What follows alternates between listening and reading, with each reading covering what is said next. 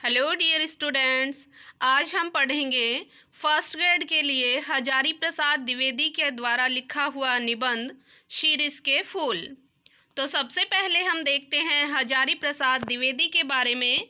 हजारी प्रसाद द्विवेदी का जन्म सन 1907 आरत दुबे का छपरा बलिया उत्तर प्रदेश में हुआ। इनकी प्रमुख रचनाएं हैं अशोक के फूल, कल्पलता, विचार और वितर्क, कुटज, विचार प्रवाह, आलोक पर्व, प्राचीन भारत के कलात्मक विनोद। ये इनके प्रमुख निबंध संग्रह हैं। तो ये तो इनके हुए निबंध संग्रह है। बाण भट्ट की आत्मकथा, चारू चंद्रलेख, पुनर्नवा, अनाम दास का पोथा, ये इनके द्वारा लिखे हुए उपन्यास हैं।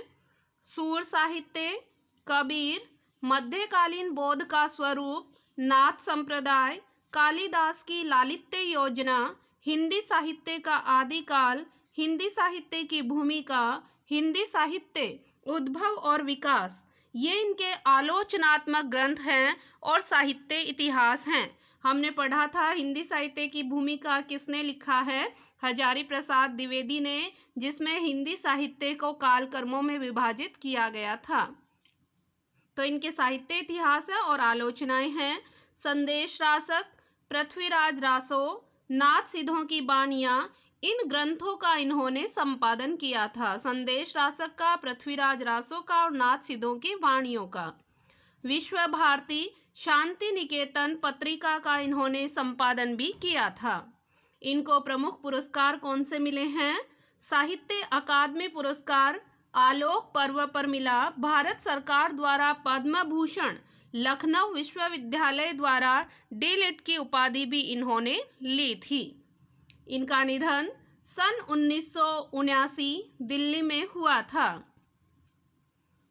इनके द्वारा लिखा हुआ एक महत्वपूर्ण कथन है कि मैं साहित्य को मनुष्य की दृष्टि से देखने का पक्षपाती हूँ, जो वाग्जाल मनुष्य को दुर्गति, हीनता, परमुखापेक्षिता से बचा नहीं सके, जो उसकी आत्मा को तेजोदीप्त नहीं बना सके, जो उसके हृदय को पर दुख कातर और संवेदनशील नहीं बना सके, उसे साहित्य कहने में मुझे संकोच होता है।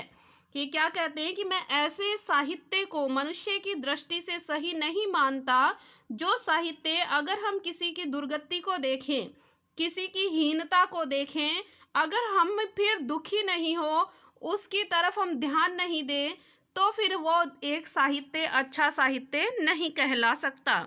आचार्य हजारी प्रसाद द्विवेदी का साहित्य कर्म भारतवर्ष के सांस्कृतिक इतिहास की रचनात्मक परिणति है। हिंदी, संस्कृत, प्राकृत, अभ्रंश, बांग्ला आदि भाषाओं व उनके साहित्य के साथ इतिहास, संस्कृति, धर्म, दर्शन और आधुनिक ज्ञान विज्ञान की व्यापकता व गहनता में बैठकर उनका अगाध पांडित्य, नवीन मानवतावादी सृजना और आलोचना की क्षमता लेकर प्रकट हुआ है। वे ज्ञान को बोध और पांडित्य की सहृदयता में ढालकर एक ऐसा रचना संसार हमारे सामने उपस्थित करते हैं, जो विचार की तेजस्विता, कथन के लालित्य और बंध की शास्त्रीयता का संगम है। इस प्रकार उनमें एक साथ कबीर, रविंद्रनाथ व तुलसी एकाकार हो उठते हैं। इस प्रकार से हम देखते हैं कि उनमें कबीर, रविंद्रनाथ, तुलसीदास की सारी जो भावनाएं हैं, वो सारी की सारी हजारी प्रसाद द्विवेदी में दिखाई देती है। इसके पश्चात उससे जो प्राणधारा फूटती है, वह लोकधर्मी रोमांटिक धारा है, जो उनके उच्च कृतित्व को सहज ग्राह्य बनाती है। यानी उनके उनके उच्च कार्यों को सहज ग्राह्य बनाती है। उनकी सांस्कृतिक दृष्टि जबरदस्त है। उसमें इस बात पर विशेष बल है कि भारतीय संस्कृति किसी एक जाति की देन नहीं है, बल्कि समय समय पर उपस्थित अनेक जातियों के श्रेष्ठ साधन अंशों के लवण और नीर के संयोग से उसका विकास हुआ है। कि जैसे पानी और नमक का संयोग हो जाता है, उसी प्रकार से अनेक जातियां भारतवर्ष में आई और भारतीय संस्कृति में घुल मिल गई।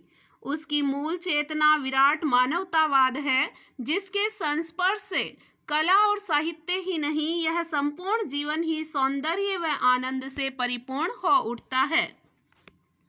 द्विवेदी जी के सभी उपन्यास समाज के जात पात और मजहबों में विभाजन और आधी आबादी स्त्री के दलन की पीड़ा को सबसे बड़े सांस्कृतिक संकट के रूप में पहचानने, रचने और सामंजस्य में समाधान खोजने का साहित्य है। वे स्त्री को सामाजिक अन्याय का सबसे बड़ा शिकार मानते हैं तथा सांस्कृतिक ऐतिहासिक संदर्भ में उसकी पीड़ा का गहरा विश्लेषण करते हुए सरस श्रद्धा के साथ उसकी महिमा को प्रतिष्ठित करते हैं। विशेषकर बाणभट्ट की आत्मकथा में इन्होंने स्त्रियों की पीड़ा को उजागर किया है। मानवता और लोक से विमुख कोई भी ज्ञान, तंत्र मंत्र, विश्वास या सिद्धांत उन्हें ग्राह्य नहीं है और मानव की जिजीविषा और विजय यात्रा में उनकी अखंड आस्था है। इसी से वे मानवतावादी साहित्यकार व समीक्षक के रूप में प्रतिष्ठित होते हैं। जिजीविषा यानी होता है जीने की इच्छा, विजय यात्रा यानी होता है विजयी होना। द्विवेदी जी का आलोचक व्यक्तित्व हिंदी चिंताधारा की सहज लोक परंपरा को पहचान लेता है और उसी से संबद्ध नाथों, सिद्धों और कबीर से हिंदी की साहित्य परंपरा को जोड़कर उसे एक प्रगतिशील मूल्य के रूप में प्रतिष्ठित करता है। भक्ति काल को भारतीय चिंताधारा का सहज विकास मानने वाले इतिहासकार के रूप में उनकी भूमिका ऐतिहासिक महत्व रखती है। तो ये आज ही हमने पढ़ा है कि भक्ति काल को भारतीय चिंताधारा का सहज विकास मानने वाले इतिहासकार कौन हैं? हजारी प्रसाद द्विवेदी हैं। द्विवेदी जी का निबंध साहित्य इस क्षेत्र में बड़े महत्व का है कि साहित्य दर्शन तथा समाज व्यवस्था संबंधी उनकी कई मौलिक उद्भावनाएं मूलतः निबंधों में ही हमें मिलती है, पर यह विचार सामग्री पांडित्य के बोझ से आक्रांत होने की जगह है उसके बोध से अभिषिक्त है। अपने लेखन द्वारा निबंध विधा को सृजनात्मक साहित्य की कोटि में ला देने वाले द्विवेदी जी के ये निबंध व्यक्तित्व व्यंजना और आत्मपरक शैली से युक्त हैं, यानी खुद को इन्होंने इसमें मुख्य पात्र मानकर निबंध लिखे हैं। हम क्या पढ़ेंगे शिरीष के फूल निबंध में? यहाँ प्रस्तुत ललित निबंध शिरीष के फूल, वेरी इंपॉर्टेंट लाइन कि शिरीष के फूल के लेखक ने किस संग्रह से लिए हैं? तो कल्पलता से ये लिया गया है शिरीष का फूल निबंध। इसमें लेखक आंधी, लू और गर्मी की प्रचंडता में भी अवधूत की तरह अविचल होकर कोमल पुष्पों का सौंदर्य बिखेर रहे शिरीष के माध्यम से मनुष्य की अजेय जिजीविषा और तुमुल कोलाहल कलह के बीच धैर्यपूर्वक लोक के साथ चिंतारत कर्तव्यशील बने रहने को महान मानवीय मूल्य के रूप में स्थापित करता है।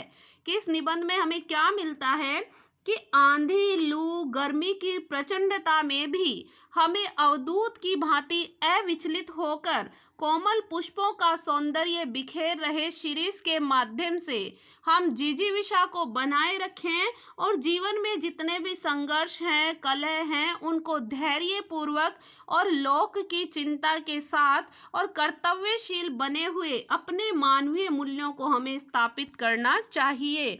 अर्थात हमारे जीवन में चाहे कितने भी कष्ट क्यों नहीं आ जाए, हमें लगातार अपने कार्यों के प्रति अग्रसर होना चाहिए। जैसे कि हम देख सकते हैं शिरीष का पेड़ तेज गर्मी में, धूप में, लू में, आंधी में वैसा ही हरा भरा बना रहता है, उसी प्रकार हमें भी हमारे जीवन में जिजीविषा बनाए रखनी चाहिए।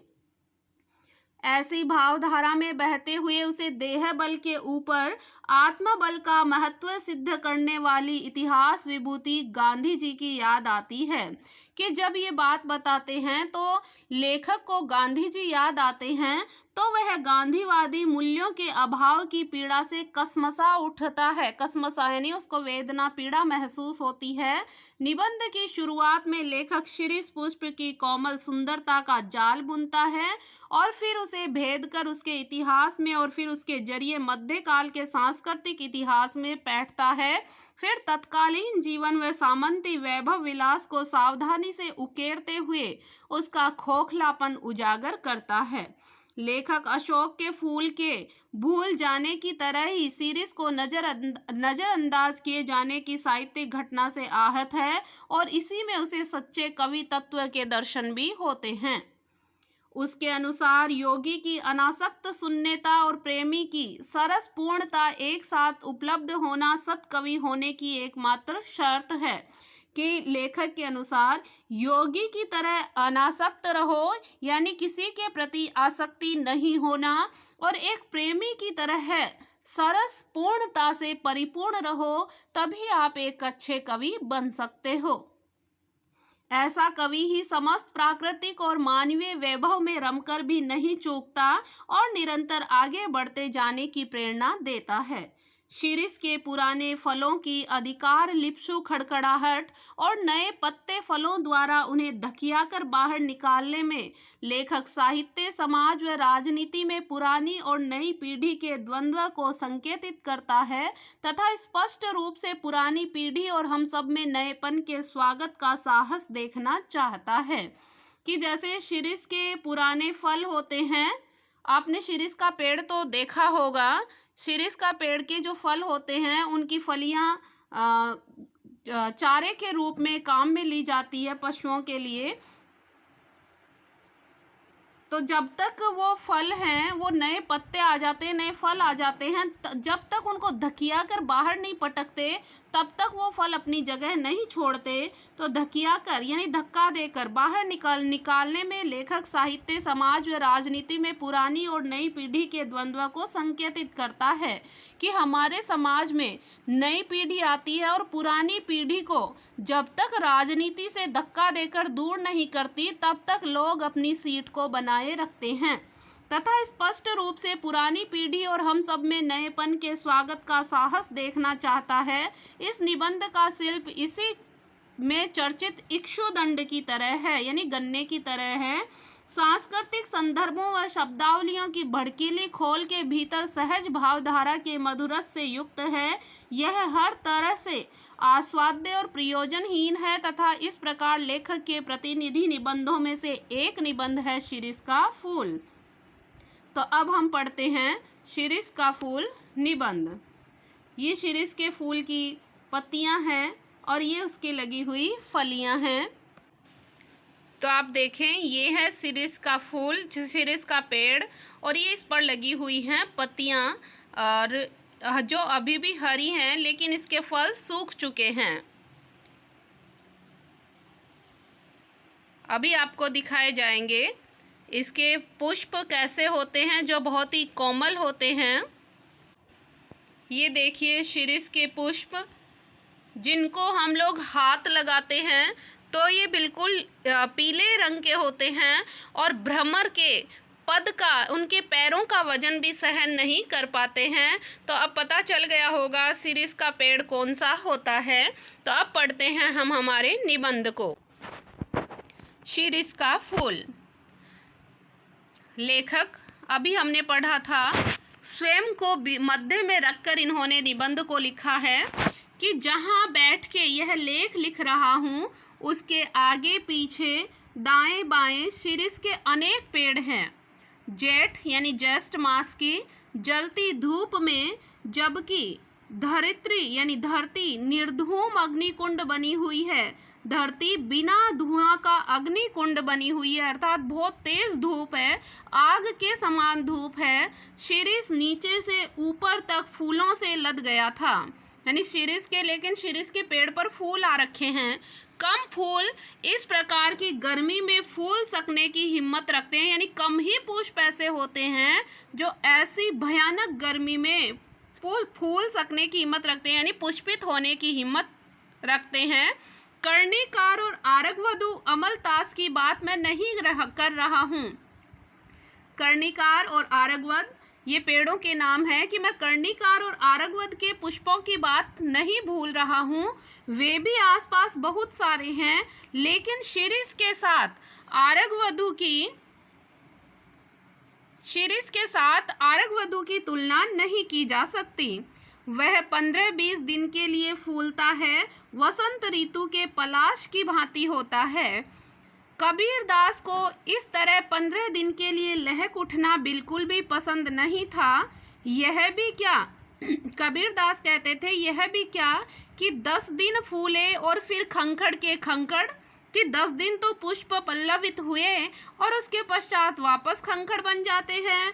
कबीरदास ने कहा था, दिन 10 फूला फूली के खंखड़ भया पलास, कि 10 दिन फूल करके पुष्पित होकर के पलास का वृक्ष वापस खंखड़ बन जाता है। ऐसे दुमदारों से तो लंडूरे भले, कि ऐसे पूंछ वालों से तो बिना पूंछ के ही अच्छे होते हैं। यानी कि इस ऐसे खिलने से तो पुष्पों का नहीं खिलना ही ठीक होता है। फूल तो है तो वो शिरीष का है। वसंत के आगमन के साथ ही लहक उठता है और आषाढ़ तक जो निश्चय रूप से मदमस्त बना रहता है, यानी मस्त होकर खिला रहता है। मन रम गया तो भरे भादों में भी निर्गाध फूलता रहता है। जब उमस से प्राण उबलता रहता है और लू से हृदय सूखता रहता है, एकमात्र शिरीष कालजयी अवधूत की भांति जीवन की अजेयता का मंत्र प्रचारित करता रहता है। यद्यपि कवियों की भांति हर फूल पत्ते को देखकर मुग्ध होने लायक हृदय विधाता ने मुझे नहीं दिया है, पर मैं नितांत ठूंठ भी नहीं हूँ। शिरीष के पुष्प मेरे मानस में थोड़ा हिलोल जरूर पैदा करते हैं। शिरीष के वृक्ष बड़े और छायादार होते हैं। पुराने भारत का रईस जिन मंगलजनक वृक्षों को अपनी वृक्ष वाटिका की 4 दीवारी के पास लगाया करता था, उनमें एक पेड़ शिरीष का भी हुआ करता था। ये वृत्त संहिता में कहा गया है। अशोक, अरिष्ट, पुनाग और शिरीष के छायादार और घन मृषण हरितिमा से परिवेष्टित वृक्ष वाटिका जरूर बड़ी मनोहर दिखती होगी। यानी हरे भरे पेड़ों से युक्त जो वृक्ष वाटिका है बहुत सुंदर दिखती होगी। वात्स्यायन ने कामसूत्र में बताया है कि वाटिका के सघन छायादार वृक्षों की छाया में ही झूला यानी प्रेंखा दोला लगाया जाना चाहिए। यानी वाटिका के सघन घने और छायादार वृक्षों में झूला लगाया जाना चाहिए। यद्यपि पुराने कवि बकुल के पेड़ में ऐसी दोलाओं को लगा देखना चाहते थे, दोलाओं यानी झूलों को लगा देखना चाहते थे, परंतु शिरीष भी क्या बुरा है। डाल इसकी अपेक्षाकृत कमजोर जरूर होती है, पर उसमें झूलने वालियों का वजन भी तो बहुत ज़्यादा नहीं होता। यहाँ पर नायिकाओं की बात की जा रही है, सुकुमारियों की बात की जा रही है कि उसमें झूलने वालियों में भी तो वजन कम ही होता है ना। हालांकि पेड़ की डाल मजबूत नहीं होती, लेकिन उसमें झूलने वालियों का भी वजन ज़्यादा नहीं होता। कवियों की यही तो बुरी आदत है कि वजन का एकदम ख्याल ही नहीं करते हैं। मैं तुंदिल नरपतियों की बात नहीं कह रहा हूँ, वे चाहे तो लोहे के पेड़ बनवा ले। तुंदिल यानी बड़े बड़े तोंद वाले, मोटे ताजे। मैं मोटे मोटे आदमियों की, पुरुषों की बात नहीं कर रहा हूँ। उसके लिए तो चाहे लोहे के पेड़ बनवा लो, फिर भी वो टूट ही जाएंगे जब झूलेंगे तब। शिरीष के फूल संस्कृत साहित्य में बहुत कोमल माने गए हैं। मेरा अनुमान है कि कालिदास ने यह बात शुरू में ही प्रचारित की होगी। उनका इस पुष्प पर कुछ पक्षपात था, मेरा भी है। कह गए हैं, कालिदास क्या कह गए हैं, शिरीष पुष्प केवल भौरों के पदों का कोमल दबाव सहन कर सकता है। कि शिरीष का जो फूल है वो भ्रमर के कोमल पैरों का दबाव तो सहन कर सकता है, लेकिन पक्षियों के दबाव को बिल्कुल सहन नहीं कर सकता। यानी पक्षी अगर शिरीष के पुष्प पर बैठ जाएं तो शिरीष का पुष्प टूट जाएगा। पदम सहेत भ्रमर से पेलवम शिरीष पुष्पम न पुनः पत्रिणाम। यानी कि भ्रमर के पदों का वजन सहन शिरीष का पुष्प कर सकता है, और अगर कुछ पक्षी उस पर बैठे तो उसके पत्ते गिर जाएंगे। अब मैं इतने बड़े कवि की बात का विरोध कैसे करूं? सिर्फ विरोध करने की हिम्मत नहीं होती तो भी कुछ कम बुरा नहीं था। यहाँ तो इच्छा भी नहीं है कि मैं तो कालिदास की बात को बुरा कह ही नहीं सकता, क्योंकि मेरी इच्छा ही नहीं है उनको भला बुरा कहने की। खैर, मैं दूसरी बात कह रहा था। शिरीष के, ये रहा शिरीष, देख लें, बबुल के जैसे, ये बबुल के पेड़ है ये, और ये इधर शिरीष का पेड़ है। फूलों की कोमलता देखकर परवर्ती कवियों ने समझा कि उसका सब कुछ ही कोमल है। लेखक कह रहे हैं शिरीष के फूलों की कोमलता को देखकर आने वाले कवियों ने ये समझा था, पहले वाले कवियों ने, कि उसका सब कुछ ही कोमल है, पर यह भूल है। इसके फल तो इतने मजबूत होते हैं कि नए फूलों के निकल आने पर भी अपना स्थान नहीं छोड़ते। आपको दिखाया था फोटो में, फल सूख चुके हैं लेकिन वो अपने स्थान पर अभी भी डटे हुए हैं।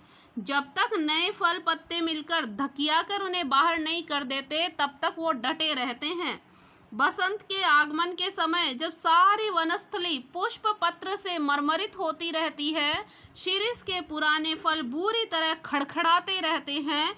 मुझे इनको देखकर उन नेताओं की याद आती है जो किसी प्रकार जमाने का रुख नहीं पहचानते और जब तक नई पौध के लोग आकर उन्हें धक्का मारकर निकाल नहीं देते तब तक वो वहीं के वहीं जमे रहते हैं। अब ये राजनीति पर व्यंग्य कस रहे हैं कि लोग सीट एक बार प्राप्त कर लेते हैं फिर छोड़ने का नाम ही नहीं लेते। मैं सोचता हूँ कि पुराने की यह अधिकार लिप्सा क्यों नहीं समय रहते सावधान हो जाती, कि जो ये पुराने हैं उनको अपनी अधिकार लिप्सा का त्याग कर देना चाहिए। जरा और मृत्यु यानी बुढ़ापा और मृत्यु, ये दोनों ही जगत के अपरिचित और अति प्रामाणिक सत्य हैं।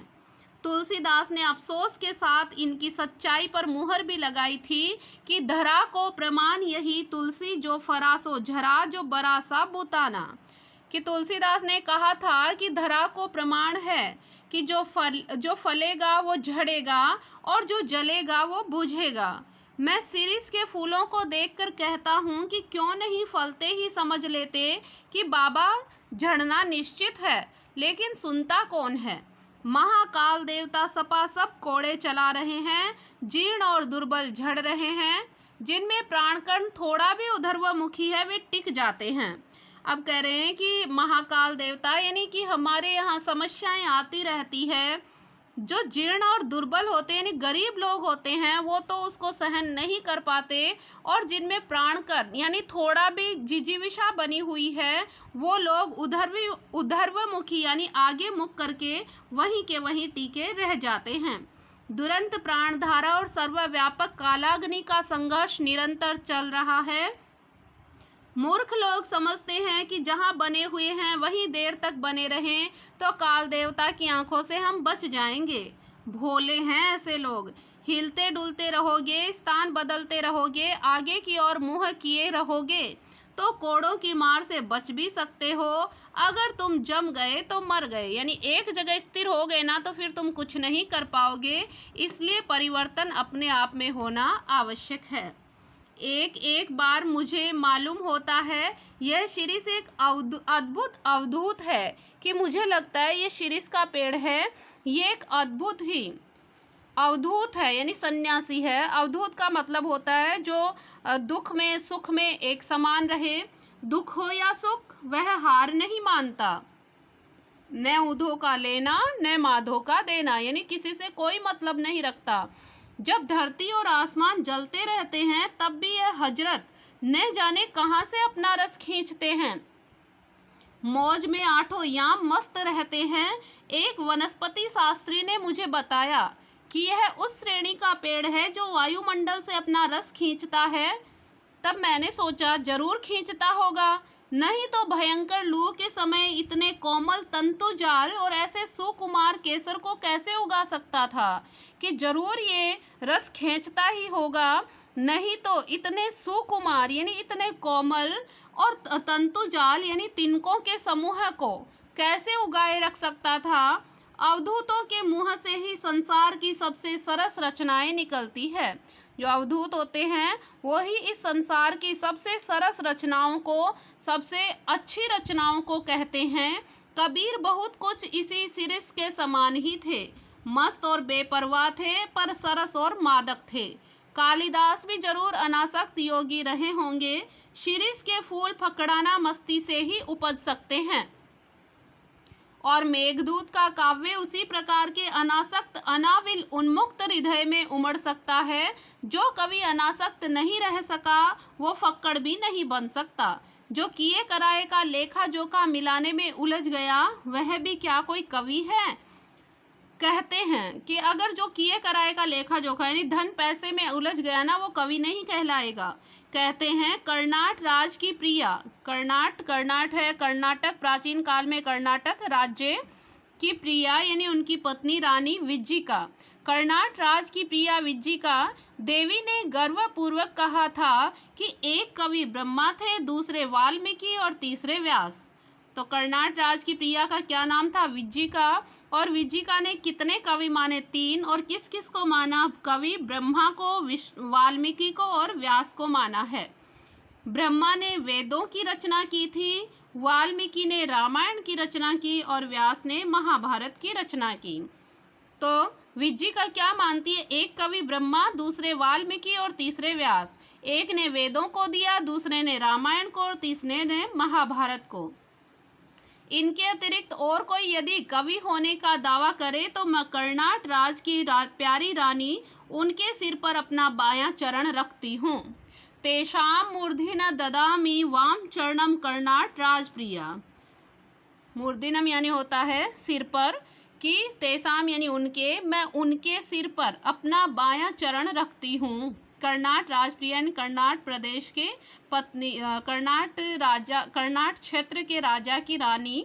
मैं जानती हूँ कि इस उपालंब से दुनिया का कोई कवि हारा नहीं है, पर इसका मतलब यह, उपालंब यानी होता है उलाहना, पर इसका मतलब यह नहीं कि कोई लजाया नहीं तो उसे डांटा भी नहीं जाए। पर मैं कहता हूँ कवि बनना है मेरे दोस्तों तो फक्कड़ बनो। अगर कवि बनना है तो फक्कड़ बनो। फक्कड़ यानी सांसारिक मोह माया से मुक्त रहो, शिरीष की मस्ती की ओर देखो। लेकिन अनुभव ने मुझे बताया कि कोई सुनता ही नहीं। लेकिन मैंने देखा कि मैंने इतने लोगों को समझाया लेकिन कोई मेरी सुनता ही नहीं। मरने दो, कोई नहीं सुन रहा तो मरने दो उनको। कालिदास वजन ठीक रख सकते थे, यानी कालिदास जरूर अनासक्त की भांति थे, क्योंकि वे अनासक्त योगी की स्थिर प्रज्ञता और विदग्ध प्रेमी का हृदय पा चुके थे। स्थिर प्रज्ञता यानी जो अविचलित बुद्धि होती है उसके लिए, विदग्ध प्रेमी यानी भली भांति तपा हुआ प्रेमी का हृदय कालिदास को था। कवि होने से क्या है, मैं भी छंद बना लेता हूँ, तुक भी जोड़ लेता हूँ, और कालिदास भी छंद बना लेते थे, तुक भी जोड़ लेते ही होंगे। इसलिए हम दोनों एक श्रेणी के नहीं हो जाते कि भाई मैं ये कह दूं मैं भी कालिदास की तरह छंद बना लेता हूँ, कविता रच लेता हूँ, तो क्या मैं कालिदास हो जाऊंगा? क्या नहीं होऊंगा। पुराने सहृदय ने किसी ऐसे ही दावेदार को फटकारते हुए कहा था, वयम अपि कवयः कवयः कवयस्ते कालिदासाध्य, कि तुम ऐसे कहोगे मैं भी कवि हूँ, मैं भी कवि हूँ, तो तुम कालिदास नहीं बन सकते हो। कि मैं कवि हूँ, मैं कवि हूँ, ऐसा कहने पर कोई भी कालिदास नहीं बन जाता। मैं तो मुग्ध और विस्मय विमूढ़ होकर कालिदास के एक एक श्लोक को देखकर हैरान हो जाता हूँ। अब इस सीरीज के फूल का ही उदाहरण लीजिए। शकुंतला बहुत सुंदर थी। शकुंतला जो कालिदास के नाटक की एक मुख्य पात्र है, शकुंतला बहुत सुंदर थी।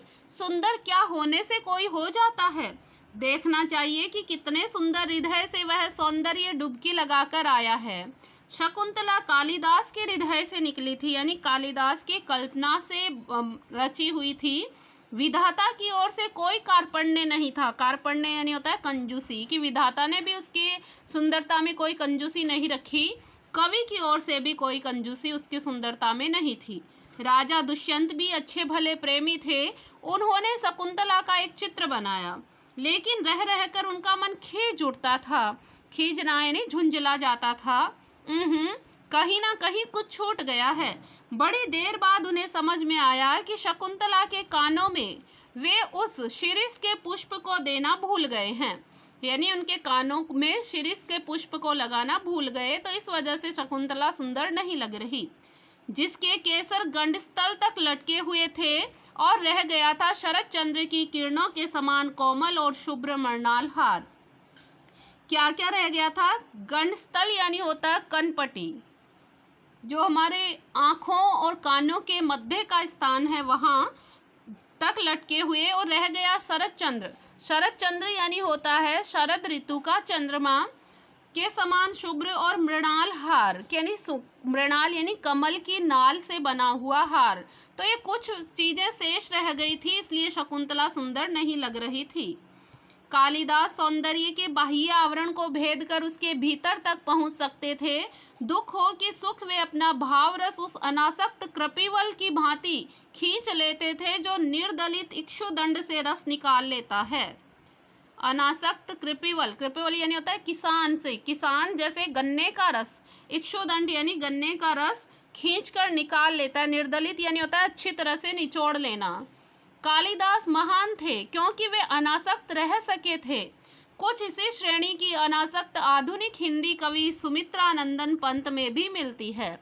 ऐसी अनासक्ति और किसमें मिलती है? सुमित्रानंदन पंत में।